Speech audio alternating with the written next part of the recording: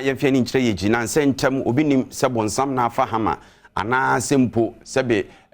suma bia na nemu yɛ ne den akɔtena ponum wobɛteɛ esikodoɔ enam Yeji sukɛseɛ ne so ama adane abutu ama nipa ahwere mo nkwa ɛnɛ yɛda sɔre ya asemfoforo asi wɔ Yeji yɛnkɔ abante bi a wɔnya mfinhyia aduonu emienu a wɔkyerɛ mu a wɔde ne pani ɛkɔ nsuo so kɔ akɔyinam ɛna wɔkɔto ne ho to nsuo no mu yɛhwɛ na kyira kwan bi si sabere yehu no na de ekeka kɔre de na kyese ani eya yekese emu amanebo yemfa nto awo so akwada bi ofiri Akyem Oda akoto Volta Lake nim onipa bi one Adom News nsɛntwerɛfoɔ atwitwe nkɔmɔ no John Mensa ede to dwa sɛ nipa ni ɛkɔ nsuo na no ɛkɔ sɛ ɔkɔ akɔyinam nanum ana abɔfra yɛfɛ ne Emmanuel yi wɔn ti sɛ wɔhwiri ede esi nsuo mu a besi na yi wɔn enhu no mbana mene na ɔsi saade na esi de a ɔbɔkɔ na bushafo no wana wakaka akyerɛ ɔmo nti wakaka akyerɛ na bushafo na ɔsi yami bo a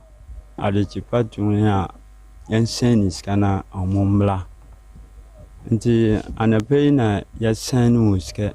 sɛ ɔmo botuma bodo asumdwi mu wande na yɛhwɛ yɛ sɛ yɛba na yɛabɔ hwehwɛ bɔde no ma mo de aba no am sɛ ɔwɔde ne ba no mahu sɛ wakɔ school kakra na ɔbɛ 22 years. Assembly member won patem hɔ no say ana ɔkyerɛ nsɛm nim ɛkyɛ Adom News nsɛntwerɛfoɔ am sɛ nora nwumre mo hɔ na fantia kura heni efrem sɛ nkwe ade a atoye ni enua ba ko nsuo so unfortunately ba ko akoka ɛwɔ nsuo mu nti hɔ no mo ana me nso mesi mu ɛba a wɔn nti hɔ no mo ana yesi mu call report to police station nti am sɛ na na pe nyina nso ɛba nsuo no hɔ na am sɛ kodo ne nyina tu nso a ɛba nsuo so a ɛba bɛhwɛ body no nti minemu kasa yi agya ene mo nyina radio station